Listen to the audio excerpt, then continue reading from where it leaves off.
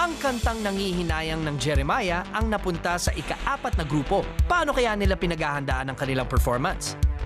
So ikaw na yung bobose sa gitna, tapos melody ka, Jimsen, tsaka si Angelo. Lower octave na yung dalawa. Voicing namin 5, parang inisip namin mahirapan kami. Di ka pa rin nagbabago. Inaayos po namin lahat. Yung mga vocals po namin, kailangan kasi mag-match eh. Nahirapan po talaga ako sa mga matataas na parts ng song kasi hindi po masyadong wide yung range ng voice ko. Sa timing kasi medyo nahirapan ako kanina, inaamin ko. Nauna ako ng konti. Magbilang daw ako sa utak ko para makapasok agad ako dun sa timing ng song. Sobrang taas nung chorus. Medyo mahirap kasi may sakit po ako ngayon. Usually humihingi ako at saka yung group ko ng tulong kay Ford. Parang siya yung kuya namin sa group.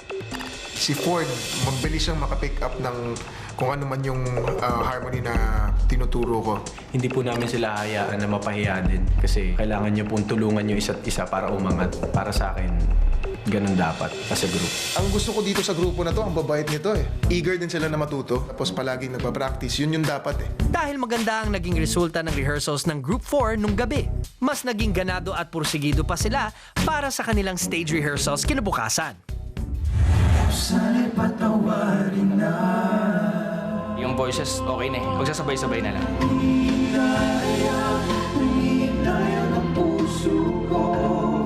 Kanina, parang ang ganda-ganda na nung kinakanta namin. Feeling ko, isang practice na lang to, polish na. Importante, nandun yung emosyon, yung soul at yung lambing. Kasi yun talaga yung puso ng kanta eh.